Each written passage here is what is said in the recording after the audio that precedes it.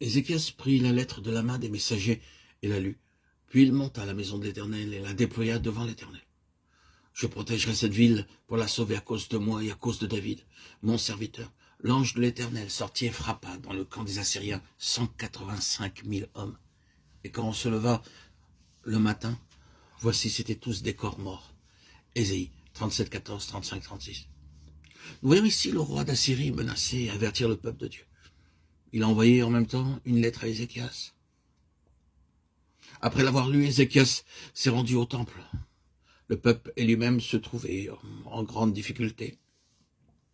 Mais il savait que Dieu allait leur répondre, bien qu'il n'eût humainement parlant aucune espérance de libération du fait que le roi d'Assyrie était venu avec une forte armée pour les menacer de leur infliger une défaite, tout comme il avait vaincu d'autres nations. Cependant, Ézéchias avait confiance en l'Éternel.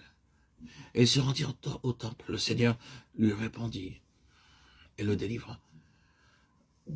Peu d'années auparavant, alors que nous avions une campagne en plein air, un essaim d'insectes s'abattit sur nous comme un ouragan. 7000 personnes environ étaient réunies pour la rencontre du soir. Nous avions commencé par des chants et nous en étions à notre troisième cantique lorsque soudain l'incident se produisit. Cet essaim d'insectes vint comme une tempête, ce qui n'est pas courant dans le nord de l'Inde.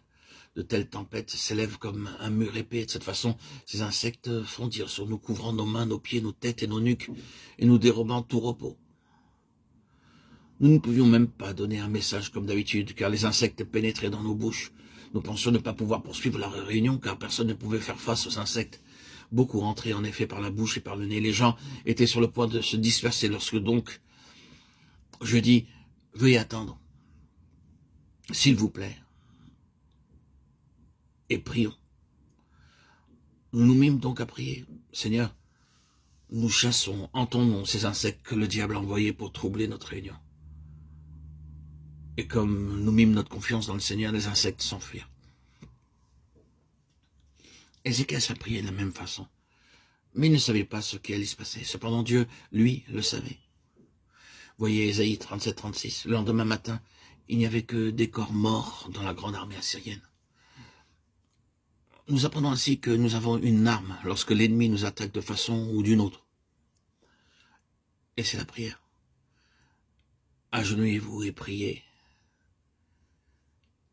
Agenouillez-vous en signe d'adoration, de soumission et d'obéissance et priez. Priez le Seigneur qui vienne à votre secours.